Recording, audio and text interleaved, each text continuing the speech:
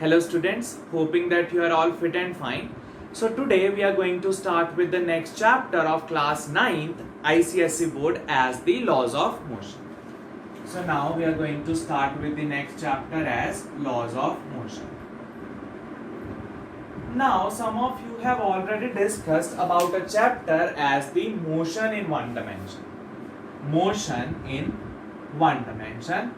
उस चैप्टर में हमने यहाँ तक डिस्कस किया था कि कोई भी चीज है जो वो मूव करती है तो वो किस किस तरह की वेलोसिटी एक्वायर करती है या कैसी एक्सेलरेशन होती है, और उसमें हमने एक इम्पॉर्टेंट चीज डिस्कस की थी कि जो भी मोशन इन 1D होता है दिस होल्ड्स ट्रू, और यू वुड से यहाँ पे जब हम इक्वेशंस ऑफ मोशन लगाते थे, whenever we apply equations of motion, that we apply first equation of motion, second, all those equations of motion which is in one dimensional, that is valid for uniform acceleration. They are all valid for uniform acceleration. अगर हमारी acceleration with time change हो रही है तो उसके लिए हमने कोई भी equation of motion discuss नहीं की. Alright, and basically that is not the part of your syllabus. So अब laws of motion क्या है? ये जो मोशन हो रही थी इस चैप्टर में, मोशन इन 1D, कि कोई बॉडी है वो ऐसे मूव कर रही है या with you would say height move कर रही है, या तो वो ऊपर से नीचे आ रही है, नीचे से ऊपर थ्रो की. So all these come under the category of motion in 1D. अब ये मोशन को गवर्न कौन कर रहा है? Those are the laws of motion जिसकी वजह से वो मोशन पॉसिबल हुई है. क्या पिछला साइंस है इसके पीछे कि जो ये जो बॉडी हमने ऊपर से नीचे थ्रो की कि ये नीचे को ही जा रही है, या हमने फोर्स अप्लाई की तो बॉडी है जो फॉरवर्ड मूव कर रही है, इनके पीछे क्या लॉज हैं, क्या इनके पीछे साइंस है? That is basically the laws of motion. ये मोशन तभी पॉसिबल है अगर ये इनमें से जो हम लॉज डिस्कस करेंगे उनको क्या करेंगे? Follow. Only then those motions they are possible. अगर हम इन लॉज के बियॉन्ड जाएंगे then we can not be possibly be able to move an object. Alright, अगर हमें किसी ऑब्जेक्ट को मूव करना है तो वो इन लॉज ऑफ मोशन को हमेशा ही फॉलो करेंगे. अगर वो इस लॉ को यू वुड से वायलेट करते हैं या ओबे नहीं करते then the motion is not possible. So that is what is meant by laws of motion. अब before actually starting with the chapter we will first discuss what basically a force is. अब force क्या है? क्यों कोई चीज move करती है? Obviously कोई चीज तभी मूव करेगी अगर हम उसके ऊपर क्या लगाएंगे? Force. Now force is an external cause. It is an external, so it can be internal also, so we'll write it as this is a cause which produces the change in state of rest or motion of an object. किसी भी object की ऐसा कोई भी cause जो कि जब produce होता है और वो चेंज कर सकता है उस ऑब्जेक्ट की स्टेट ऑफ रेस्ट या मोशन. मतलब अगर कोई चीज रेस्ट पे है, हमने उसके ऊपर एक कॉज अप्लाई किया which is basically a force जिसकी वजह से वो मोशन में आ गया, या कोई चीज ऑलरेडी मूव कर रही है, हमने ऑपोजिट डायरेक्शन में फोर्स लगाई तो वो बॉडी किस पे आ गई? रेस्ट पे. मींस ये जो फोर्स है that is a cause which can produce the change in the state of rest और मोशन ऑफ एन ऑब्जेक्ट. मतलब मोशन को इनिशिएट या मोशन को रोकने के लिए हमें हमेशा क्या चीज की जरूरत पड़ेगी? Force. And this is what is meant by the actual definition of the force, or we can say that force is a push or pull. Simple definition में अगर हम बात करते हैं तो force को हम ये भी कह सकते हैं कि हम push कर रहे हैं तो वो body है जो move करेगी. अगर किसी चीज को हम pull कर लेंगे और वो already move कर रही है, हमने उसको pull कर लिया तो वो चीज stop हो जाएगी. So this force is basically a push or a pull, या फिर हम technically कह सकते हैं it is a cause which produces the change in state of rest or motion of an object. So this is what is meant by force. अब इस universe में बहुत सी तरह की फोर्सेस होती हैं, तो उन फोर्सेस को हमने कैटेगराइज कर दिया है into two types. Contact forces and non contact forces. तो इसमें हमने उसको दो तरह की फोर्सेस में बाइफरकेट कर दिया। One is the contact forces, other are the non contact forces. अब contact forces as the name suggest when we are in the contact with the body, हमने किसी बॉडी को खुद कॉन्टैक्ट करके उसके ऊपर फोर्स लगाई है, then that is what is meant by contact forces. Non contact means two bodies they are far away from each other yet there is some force in between them। वो bodies बहुत दूर दूर पड़ी हैं लेकिन फिर भी उनके बीच में कोई ना कोई फोर्स जनरेट हो चुकी है। इसमें बॉडीज बहुत पास पड़ी हैं, बॉडीज कांटेक्ट में है किसी चीज के और उसके रिलेटिव वो मूव कर रही हैं। जिस सरफेस के कांटेक्ट में है उसके रिलेटिव अगर कोई चीज मूव कर रही है यानी कि उसके अंदर एक फोर्स जन्म लेती है, and that force is basically a contact force. और अगर कोई हमारे पास ऑब्जेक्ट बहुत दूरी पर पड़े हैं फिर भी उनके अंदर फोर्सेस जनरेट हो रही है, then those forces they are termed as non contact forces. So contact में हमेशा कोई ना कोई दो सरफेसेस कॉन्टैक्ट में होंगी, इसमें दो ऑब्जेक्ट्स किसी ना किसी डिस्टेंस पे सेपरेटेड होंगे और स्टिल उनके बीच में कुछ ना कुछ फोर्स होगी। Alright, so this is what the basics of the forces. अब हमने डिस्कस किया जो फोर्स है ये दो तरीके की होती हैं, या तो हम कह सकते हैं these are the contact forces या फिर नॉन कॉन्टैक्ट फोर्सेस। सो अगर हम डिस्कस करें about the contact forces, it means when the surfaces they are in contact with one another, तो कौन कौन सी फोर्स है जो वो आ जाती है। सो फर्स्ट हमारे पास है जो आपने तकरीबन सुनी होगी, and that is the frictional force. A very important force, frictional force। अब frictional force क्या है? It is a force, it is a type of the force which exerts or you would say which opposes the relative motion between two surfaces। Frictional force is a force which opposes the relative motion between two surfaces। कोई भी दो surface अगर आपस में move करने की कोशिश कर रहे हैं, there is a relative motion means one is still, other tries to move, so this is a relative motion that one is still and other is moving, so this is a relative motion between two surfaces। तो ये frictional force क्या करती है? उस motion को oppose, यानी frictional force किस तरीके की फोर्स है? This is a type of a resistive force. ये उस मोशन को रेजिस्ट करती है, रोकने की कोशिश कर रही है, ये फोर्स उसको अपोज कर रही है, that is why it is a resistive force. वो मोशन को रोकने की कोशिश कर रही है, that is why it is frictional force. अब इसकी एग्जांपल कैसी है? Let us say this is a fixed surface, over this we are having an object of mass है। अब इसके ऊपर ये हमारे पास फिक्स्ड सरफेस है, let me tell you this is a fixed surface, this is a fixed surface.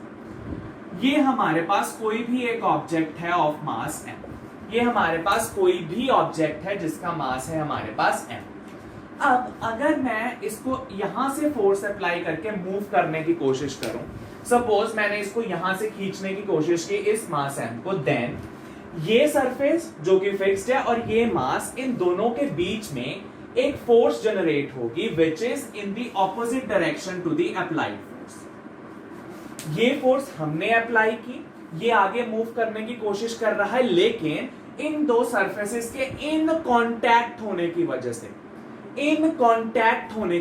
That is why the name is contact force. इन दो सरफेसेस के इन कांटेक्ट होने की वजह से हमारे को एक फोर्स मिली इन द ऑपोजिट डायरेक्शन। हमने पहले ही कहा था कि एक ऐसी फोर्स है जो अपोज करेगी रिलेटिव मोशन को। ये मास आगे जाना चाह रहा है लेकिन एक फोर्स इसको पीछे को खींचने की कोशिश करेगी, वो हमेशा दो सरफेसेस के बीच में होगी, and this force that is F, this is known as frictional force. इस फोर्स को हमने नाम दिया है as frictional force. Alright, so this is what basically a frictional force is, and this is one of the contact forces। Alright, so this is a frictional force, our first type of the contact force। ठीक है, तो next हमारे पास जो contact force है that is normal reaction. अब अलग अलग books इसको अलग अलग नाम देती है या एब्रीविएशन दे रही है. We will write it as R और उसके पैर में N, that is normal reaction, और some of the book simply says it as capital. तो नॉर्मल रिएक्शन को हम आर पैर में एन या फिर नॉर्मल रिएक्शन को एन से रिप्रेजेंट कर सकते हैं. Now what is basically this normal reaction? अब इसको समझने के लिए हमें अगेन एक डायग्राम बनानी पड़ेगी. सो this is a fixed surface. ये हमारे पास एक फिक्स्ड सरफेस है, इसके ऊपर हमने ये ऑब्जेक्ट रख दिया ऑफ मास एम. ऑलराइट, अब एक फोर्स जो हमेशा ही किसी ना किसी ऑब्जेक्ट पे लगनी ही है, सपोज यहां पे मैंने ये मार्कर रखे, तो इनके ऊपर एक फोर्स तो हमेशा ही लग रही है, that is the gravity. Gravity यानी कि इनका वेट हमेशा नीचे को लग ही रहा है. So this is going to apply its weight vertically downwards. So this is what the weight of the object. अब वेट तो हमेशा ही लग रहा है. सपोज ये जो फिक्स्ड सरफेस है हमारे पास क्या है? Table. Suppose this fixed surface is a table. इसके ऊपर हमने एक बुक रख दी. Suppose this is a book of mass m. अब इसका वेट है जो वो नीचे को लग रहा है. Its weight is vertically downward. अगर इसका वेट डाउनवर्ड लग रहा है तो ये इस टेबल के अंदर क्यों नहीं जा रहे? Why this book is not penetrating inside this table? क्यों नहीं ये टेबल को तोड़ के अंदर जा रही बुक? क्योंकि ये जो फिक्स्ड सरफेस है यानी टेबल, ये भी इसको एक फोर्स प्रोवाइड कर रहा है, ये भी इसको एक फोर्स प्रोवाइड कर रहा है in the direction exactly opposite to the weight. Weight अगर वर्टिकली डाउनवर्ड्स है तो ये जो रिएक्शन इसके वजह से हमें मिल रही है ड्यू टू द सरफेस, वो इसके एग्जैक्टली ऑपोजिट होगी and same in magnitude. So this is a book exactly opposite and same in magnitude. So surface ने बुक को लगाई नॉर्मल रिएक्शन आर. अब नॉर्मल का मतलब होता है perpendicular. The term normal stands for perpendicular. क्या ये चीज सरफेस से परपेंडिकुलर है? बिल्कुल है. So normal reaction is perpendicular reaction given by the surface to the object. Very very important point कि नॉर्मल रिएक्शन कौन किसको दे रहा है? Normal reaction is always provided by the surface to the object. ये हमेशा सरफेस लगाती है ऑब्जेक्ट के ऊपर. ऑब्जेक्ट ने सरफेस के ऊपर क्या लगाया? वेट. उसके इन रिस्पॉन्स जो रिएक्शन मिला, एक्शन क्या है? उसका वेट. उसकी वजह से जो रिएक्शन मिला है हमें, वो क्या है? Normal reaction. नॉर्मल क्यों? क्योंकि वो सरफेस के साथ कौन सा एंगल बना रहा है? 90 degree. And this weight mg, this is equals to normal reaction. This weight mg equals to normal reaction. जितना वेट नीचे को उतनी नॉर्मल रिएक्शन ऊपर को, तो इन दोनों का मैग्नीट्यूड क्या है? इक्वल. अब देखो इस बुक को यहां से भी कोई खींच रहा है नीचे को, और उतने ही मैग्नीट्यूड से इसको ऊपर को भी कोई खींच रहा है. इट मींस ये बुक ना नीचे जा रही है ना ऊपर जा रही है. It means this book is still.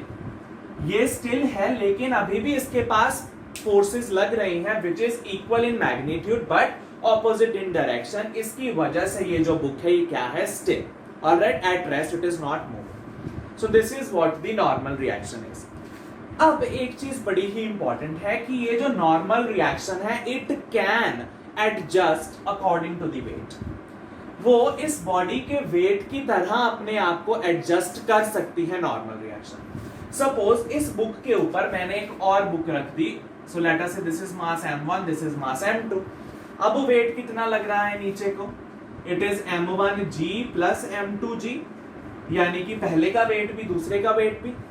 अब नॉर्मल रिएक्शन अभी भी देखो, बुक है जो वो, ये जो 2 बुक्स हैं ये भी टेबल के अंदर नहीं जा रही, मतलब अब भी इसको नॉर्मल रिएक्शन बैलेंस कर रही है. पहले नॉर्मल रिएक्शन कितनी थी? m इंटू जी. अब नॉर्मल रिएक्शन क्या आ जाएगी? m1g प्लस m2g, यानी नॉर्मल रिएक्शन ने अपना मैग्नीट्यूड बदल लिया अकॉर्डिंग टू कि हम कितना वेट डाल रहे हैं उसके ऊपर.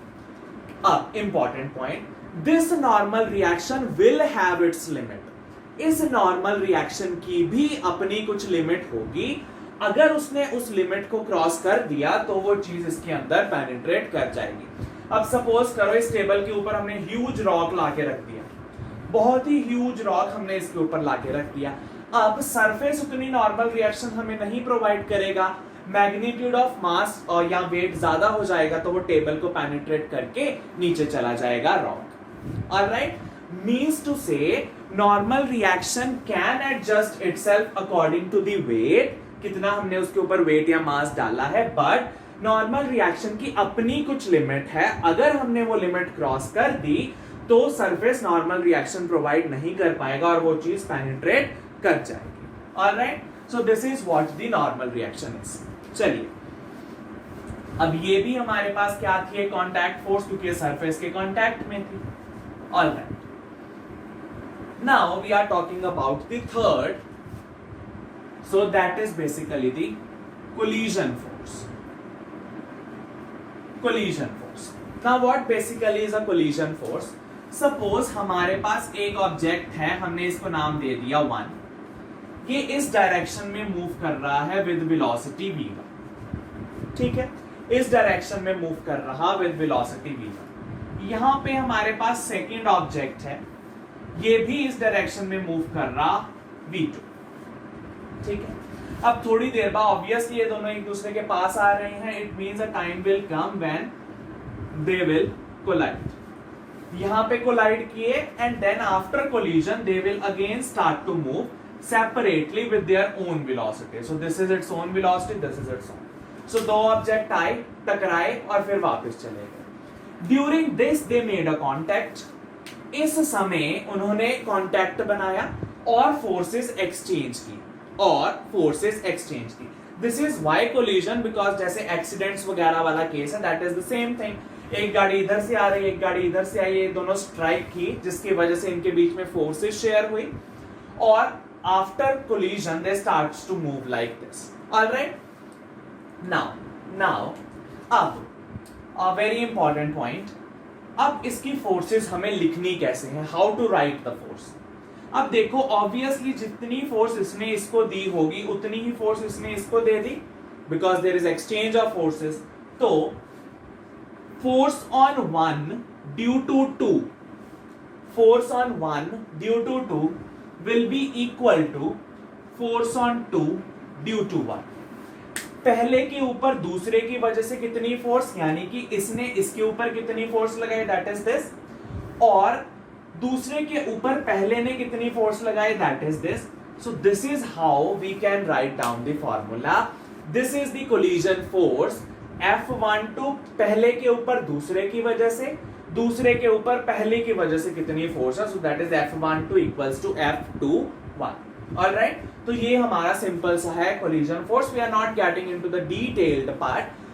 देखो कोलिजन भी दो तरह की होती हैं, let me tell you the names only. So इसमें हो सकती है इलास्टिक कोलिजन या फिर inelastic collision, inelastic collision. So this is a topic of +1 और +2, so will not be going to discuss about this. So बस आप इतना याद रखो कि इसमें जो फोर्सेस हैं वो इक्वली एक्सचेंज हो रही हैं, जितनी इसने इसके ऊपर लगाई उतनी इसने इसके ऊपर लगा दी। And how can be write it, so it is F12 equals to F21। So ये हमारे पास थर्ड टाइप ऑफ फोर्स है, that is the collision force. अच्छा, now the next thing is about the spring force. Next force is spring force. अब spring force क्या है, what is basically a spring force? Suppose हमारे पास एक spring है, so this is a spring. इस spring के साथ हमने एक मास अटैच कर दिया स्मॉल है, इसके ऊपर हमने एक मास अटैच कर दिया स्मॉल है। अब देखो पहले सपोज करो हमने ये मास अटैच नहीं किया तो स्प्रिंग एज इट इज है। अब हमने इसके ऊपर मास अटैच कर दिया तो इसकी वजह से इसके ऊपर क्या आ जाएगा, वेट। वेट आने की वजह से ये नीचे को खिंच जाएगा, वेट आने की वजह से ये नीचे को इलोंगेट हो जाएगा, it will increase its length. यानी कि थोड़ी देर बाद जब हम इसको देखेंगे तो spring a little bit of stretched position में हमें दिखेगा और मास m थोड़ा सा नीचे आ जाएगा, मास m नीचे आ जाएगा। नाउ इलोंगेशन कितनी हुई हमारे पास, alright, let us just see it from the spring. Spring पहले यहां था, मास से शुरू होने से पहले स्प्रिंग यहां था, मास से शुरू होने से पहले स्प्रिंग यहां है, यानी this is the net elongation in the spring. So this is what, this is the elongation in spring, यानी कि स्प्रिंग इतना इलोंगेट कर चुका है अपनी इनिशियल पोजीशन से, इतना नीचे आ गया, सो इतना इलोंगेट कर चुका है, and this elongation is represented as x. ये इलोंगेशन को हम लिखते हैं एज एक्स। एक्स क्या है, कितना ये डिस्टेंस इलोंगेट कर गया। अब मास को सपोज आपने नीचे को खींचा, सपोज मास को हमने नीचे को खींचा और उसके बाद आपने इसको छोड़ दिया, मास को आपने स्ट्रेच करके नीचे को छोड़ा और फिर आपने इस चीज को रिलीज कर दिया, छोड़ दिया। तो अगर आपने ऑब्जर्व किया हो तो ये चीज इस तरीके से टू एंड फ्रो ऑसिलेट करेगी, यानी कि हमने इसको खींचा, ये फिर वापस को भागा, हमने इसको नीचे को खींचा लेकिन ये फिर पीछे को जाने की कोशिश कर रहा है। हमने नीचे को खींचा मास को, ये फिर जब हमने उस मास को छोड़ा ये फिर पीछे को चला गया, यानी कि इस डायरेक्शन के ऑपोजिट। हमने नीचे को खींचा, ये नीचे को जा रहा है, लेकिन ये अगर हम ये फोर्स को हटा देंगे, if we release this thing, तो ये ऊपर को जाने की कोशिश करेगा, यानी कि ऊपर की डायरेक्शन को हमारे पास क्या है, एक force. So there is a force which is acting in a direction opposite to the elongation. अगर हमारे पास जो इलोंगेशन है वो नीचे को है, इलोंगेशन हमारे पास नीचे को है, तो एक फोर्स इसको ऊपर को खींचने में हेल्प कर रही है। ऑलराइट, एक फोर्स इसको ऊपर को खींचने में हेल्प कर रही है। दैट फोर्स जो जिसको हम बोल रहे हैं spring force, this is known as restoring force. Alright, तो ये आ गई हमारे पास रीस्टोरिंग फोर्स। दोबारा देखो, हमने उसको नीचे को खींचा, अगर हम रिलीज करेंगे तो ये वापस को जाने की कोशिश करेगा, यानी कि ऑपोजिट डायरेक्शन, हमने उसको नीचे को खींचा, इससे ऑपोजिट डायरेक्शन में कोई एक फोर्स लग रही, तो ये फोर्स जो है हमारे पास F, this is basically restoring force, और इसी को ही बोलते हैं स्प्रिंग फोर्स। अब ये spring force will be equals to, very important, this is equals to K into x. K एक स्प्रिंग कांस्टेंट है, सो आपको इसको याद रखना पड़ेगा, this is a spring constant K and X is the elongation, यानी कि जितना इलोंगेट करते जाएंगे, जितना हम इसको नीचे को खींचते जाएंगे, उतनी ये रीस्टोरिंग फोर्स बढ़ती जाएगी। ऑब्वियसली अगर मैंने इसको सिर्फ थोड़ा सा डिस्प्लेस किया और छोड़ दिया, हल्की हल्की ऑसिलेशन, ज्यादा खींचा मैंने, बहुत नीचे तक ले गया, छोड़ा, तो बड़ी बड़ी ऑसिलेशन, मींस उतनी ही रीस्टोरिंग फोर्स बढ़ती जाएगी। ऑलराइट, जितना हम इलोंगेशन बढ़ाते जाएंगे उतनी रीस्टोरिंग फोर्स बढ़ती जाएगी। लेकिन अब इंपॉर्टेंट पॉइंट, ये जो x है हमारे पास, ये नीचे को है, रीस्टोरिंग फोर्स कहां है, ऊपर को, यानी कि इस force that is restoring force और डिस्प्लेसमेंट में कितने का फर्क है, मींस ये अगर इधर है तो ये नीचे, इस चीज को रिप्रेजेंट करते हैं हम विद अ नेगेटिव साइन, कि x की डायरेक्शन के ऑपोजिट रीस्टोरिंग फोर्स है, तो ये चीज minus sign will depict that the thing is opposite in direction. x की ऑपोजिट डायरेक्शन में क्या लग रही है फोर्स, देखो k तो कांस्टेंट है, इसने इसका कुछ लेना देना नहीं, भले x बड़े कम हो k will remain the same, लेकिन x के बढ़ने से रीस्टोरिंग फोर्स भी बढ़ रही है, बट कौन सी डायरेक्शन में, ऑपोजिट। तो ये ऑपोजिट डायरेक्शन को दिखाने के लिए हमने क्या साइन इंक्लूड कर दिया, नेगेटिव, मींस x नीचे को, फोर्स ऊपर को, तो ये दिखाने के लिए हमने साइन दे दिया नेगेटिव। ये है हमारे पास रीस्टोरिंग फोर्स, जो हमेशा ऑपोजिट इन डायरेक्शन लगती है, जहां हम उसको डिस्प्लेस करते हैं या जहां पर इलोंगेशन हो रही है। Alright, so this is a spring force. अब इसको हम एक और तरीके से भी देख सकते हैं, या फिर अगर हमें प्रैक्टिस करनी है तो हम इस तरीके से भी इसकी कर सकते हैं। सपोज अब मेरे पास ये हॉरिजॉन्टल सरफेस है, यहाँ पे m मास रखा है, हमने इसको यहां से फोर्स लगा के खींचा, तो रीस्टोरिंग फोर्स कौन सी डायरेक्शन में आएगी, देखो खींचा इधर को, तो रीस्टोरिंग फोर्स हमेशा खींचने की डायरेक्शन से ऑपोजिट, इलोंगेट वो यहां से करेगा। Let me make an another diagram to make you explain more.